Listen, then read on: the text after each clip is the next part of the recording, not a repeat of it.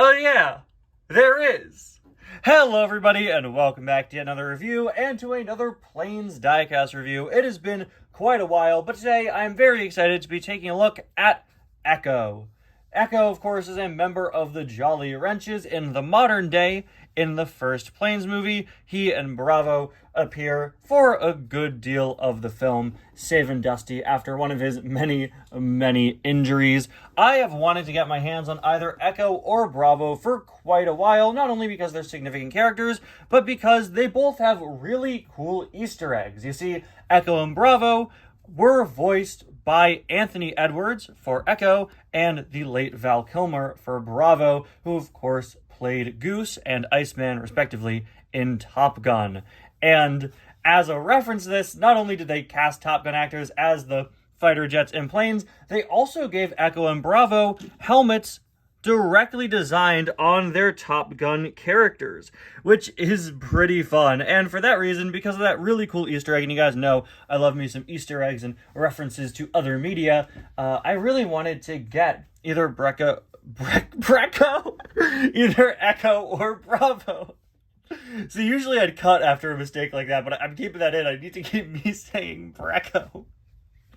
Now, Robin, my good friend Robin Tailsider, sent me Echo here last year as part of the massive birthday haul he sent me, and Echo is one of the final items from the Robin haul. That's right, guys, we're almost at the end.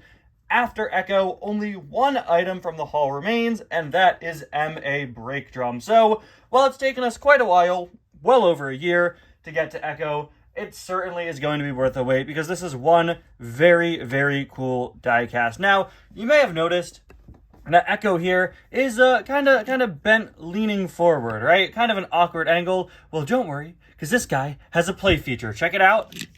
Echo is one of very few diecasts out there to have functioning retractable landing gear. You could pull out the front wheel, and it doesn't lock into place, but it does stabilize against Echo thanks to this little arm here. And now, look at that. He could be perfectly upright, standing quite tall for a Planes diecast, honestly. And man, that is so incredibly cool. What a clever thing to do. I especially like that it's not molded in. You know, it's not molded in. He's not permanently in this resting position. If you want to, you can retract that, and now he's in flight mode. This is true for the front landing gear. The back landing gear is always going to be there. I think that's perfectly fine. But yeah, you could have him in flight mode, and then you can stand him up. That's something really cool about the Planes diecast line. They would often implement additional play features in their items, typically small little things like that. But every once in a while, you would get something very unique. You know, a lot of their deluxes tried to have additional play features to try to justify that higher price point. Unfortunately, that didn't always happen.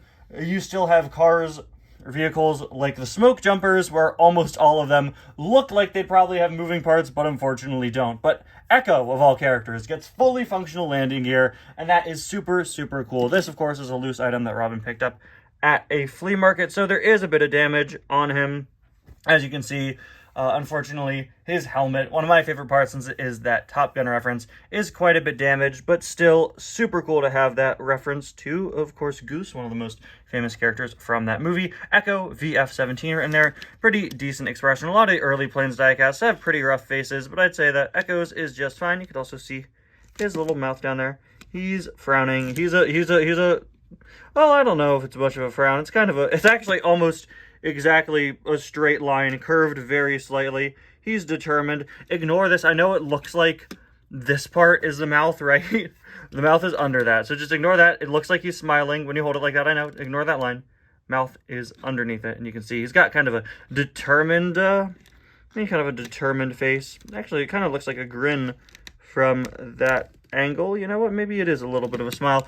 I don't know, but he's got a determined expression there. A bit more damage there on the nose, but of course, these are toys. They're meant to be played with, and I'm buying one secondhand, so I don't mind. You've got this sort of eagle logo on the side. I'd assume that's just from Goose's helmet in Top Gun. VF-17 written again, 210 there.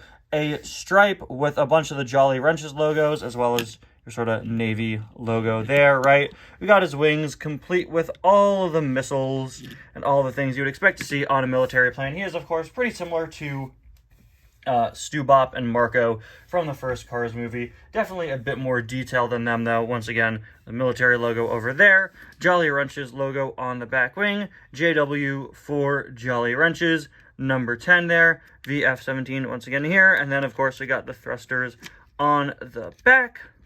We also have this sort of yellow and black checkerboard pattern wrapping all the way around the wings.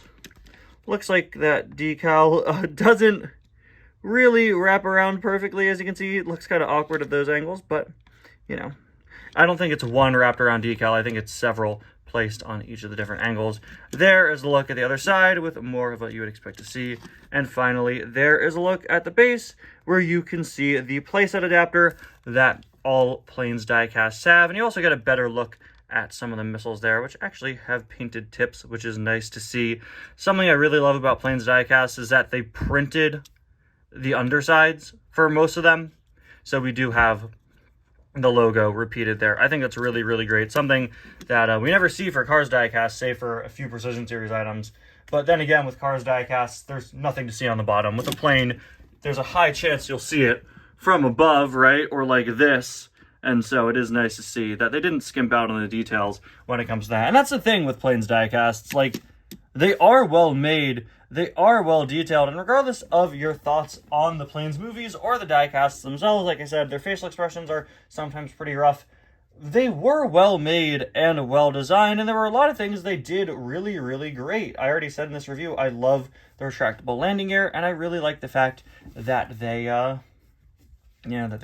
printed on the underside of the wings for a lot of these guys. It's little details like that that can really elevate an item like this.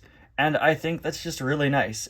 You'll see frequently in reviews, I mention the sort of like little missable details, the little things that you may not even consider, right? Like recently when I reviewed Race and Rescue McQueen, I talked about how nice it was that they gave him a different light bar than Deputy Hazard. It's the little things like that that really elevate these items to the next level sometimes. And I really appreciate that when that happens. Unfortunately, this guy is from the movie Planes, and if you want to know what I think about Planes, go check out my multi-hour What do you mean the Planes video is still not out yet? It really? Alright, I gotta get on that. Anyway, guys, thank you all so much for watching, and I'll see you guys next time. Bye now.